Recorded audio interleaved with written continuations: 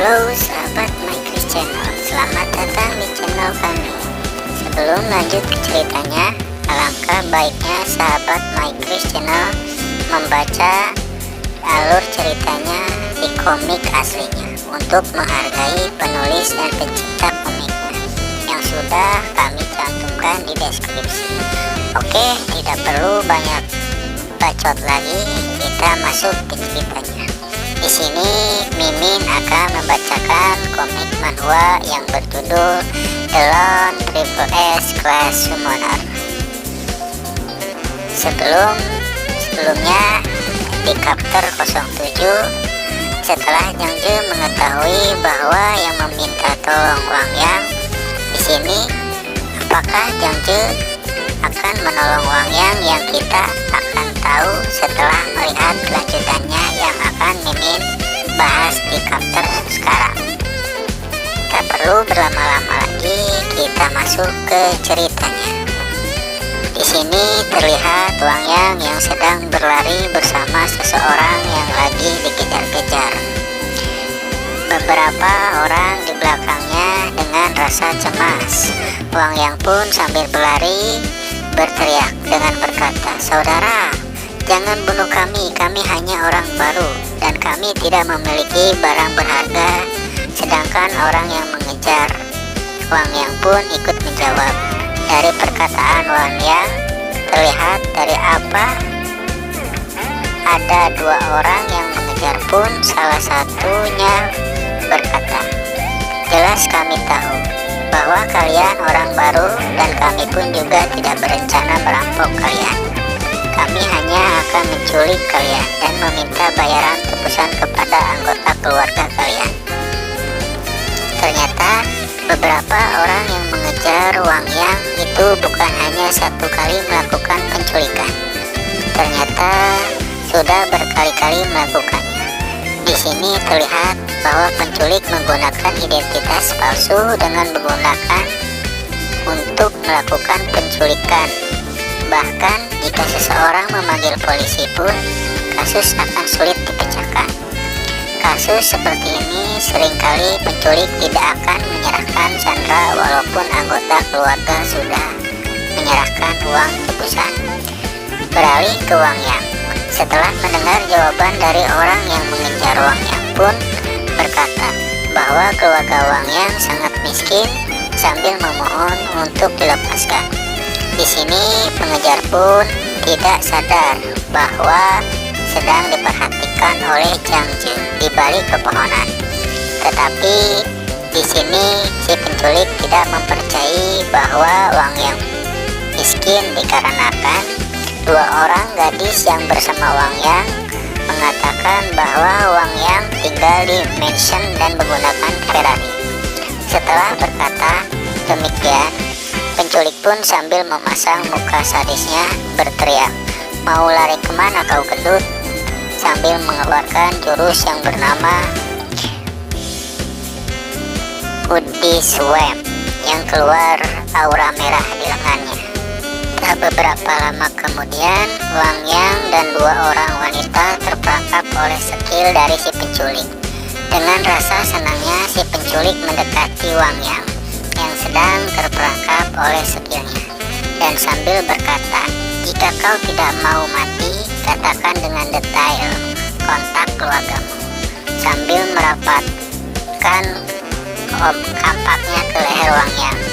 Di sini pun dengan rasa takutnya Wang Yang berkata dengan rasa gemetar, "Berhenti bermimpi, aku tidak akan mengatakannya," imbuh Wang Yang.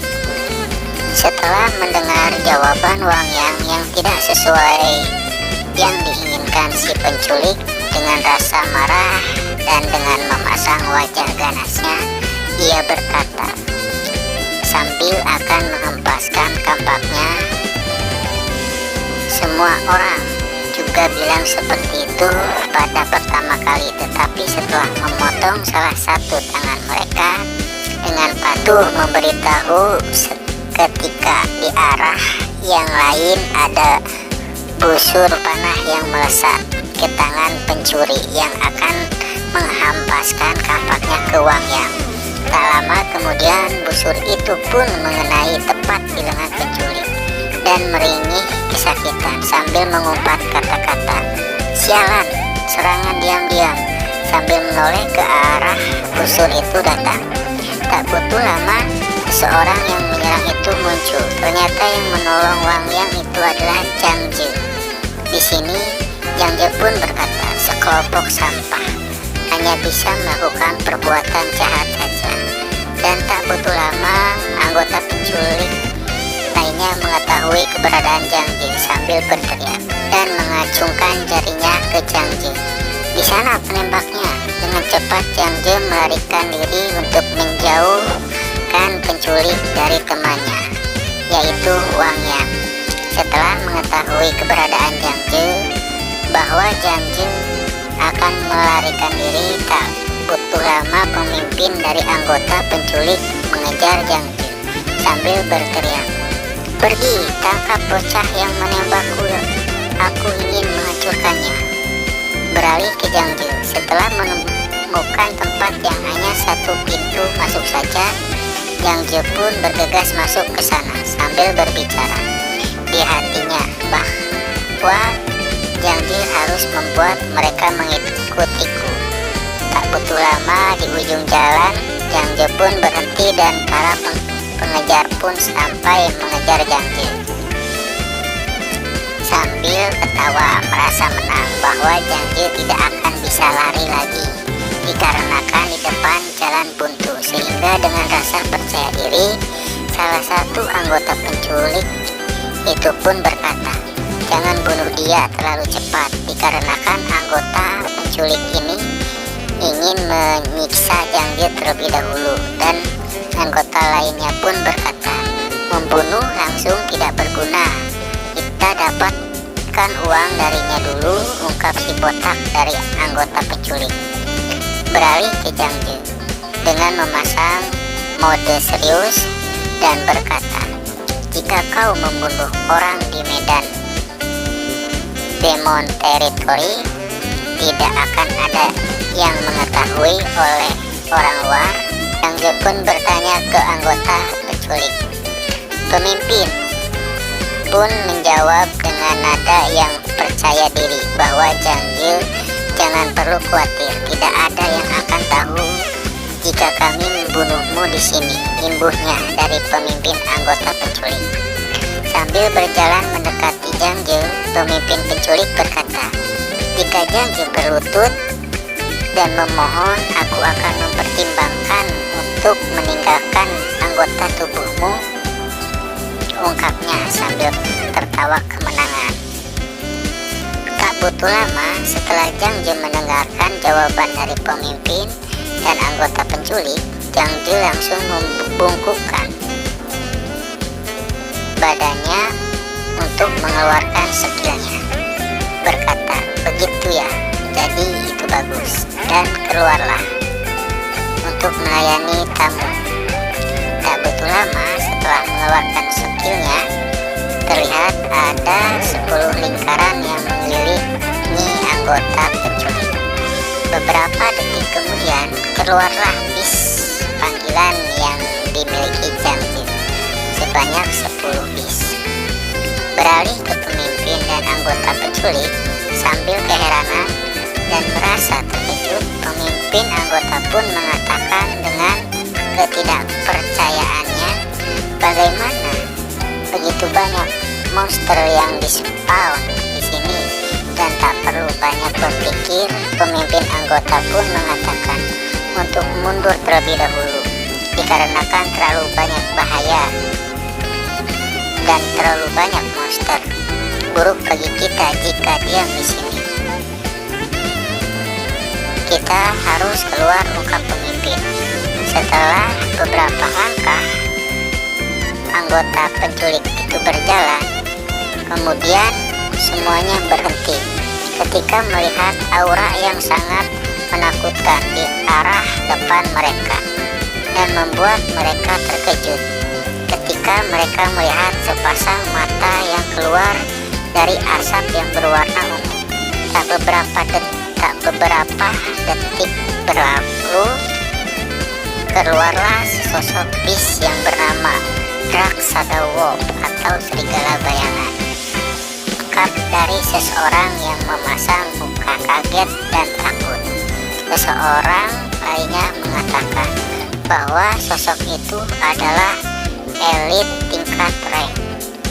Terlepas dari anggota penculik yang merasa ketakutan dan ketidakpercayaannya, muncullah Zhang Ze di belakang mereka sambil berkata dengan nada yang ingin membunuh, "Kau bilang bahwa tidak akan ada yang tahu jika aku membunuhmu." Dengan Zhang Ze pun bersiap memerintahkan semua bisnya untuk menyerang anggota penculik itu.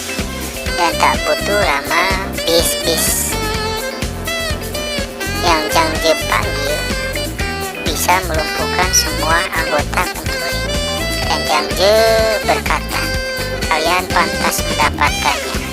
Jangan salahkan aku," ungkap Zhang Ze.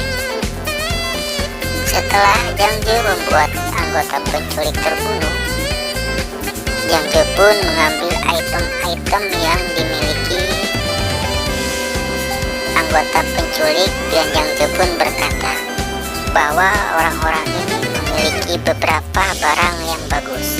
Di sini pun Zhang Ze mendapatkan sebuah item bersek talisman yang dapat digunakan saat momen-momen penting. Tak butuh lama setelah mengecek barang rampasan yang diperoleh dari anggota pencuri, Zhang Ze pun melanjutkan perjalanannya untuk pergi ke lantai kedua. Dan akhirnya setelah berjalan beberapa lama, Zhang Ze telah sampai di depan portal. Ketika Zhang Ze akan memasuki portal, ada seseorang yang memanggil. Zhang Ze pun menghentikan langkahnya dan berbalik untuk melihat siapa yang memanggil. Ternyata seseorang yang memanggil itu adalah temannya yang bernama Wang Yang. Di sini Wang Yang ingin mengungkapkan rasa terima kasihnya kepada Zhang Ze, dan Wang Yang pun berinisiatif untuk membayar Zhang Ze sebesar 1 juta untuk rasa terima kasih sudah dibantu. Tetapi Zhang Ze menolak pemberian uang dari Wang Yang, dikarenakan apabila Zhang Ze mengambil uangnya setelah transfer dilakukan, identitas Zhang Ze akan tertulis di transaksi Wang Yang. Di sini admin memberitahu bahwa Wang Yang belum tahu bahwa sosok laki-laki yang menolong Wang Yang adalah temannya sendiri, yaitu Zhang Ze. Oke, kita lanjut. Selain Zhang Ze menolak pemberian uang dari Wang Yang, Zhang Ze pun memberikan alasan lainnya bahwa Zhang Ze hanya tidak suka melihat orang-orang buruk yang merugikan orang lain. Dan Zhang Ze pun merasakan Wang Yang tetap berhati-hati di masa depan ibunya Zhang Ze. Setelah tidak ada keperluan lagi, Zhang Ze pun bergegas memasuki portal yang menuju ke lantai 2. Dan tidak lupa, Zhang Ze pun melambaikan tangannya sambil berkata, "Sampai ketemu di lain waktu." Dan beralih kepada Wang Yang, dan kedua gadis yang bersama Wang Yang merasa terpesona oleh apa yang dilakukan Zhang Ze terhadap mereka. Dan Wang Yang pun berkata kepada Zhang Ze bahwa Zhang Ze adalah idolanya. Sedangkan salah satu dari wanita berkata bahwa Zhang Ze sangat tampan dan keren seperti admin. Serta Zhang Ze memasuki gerbang portal ke lantai 2.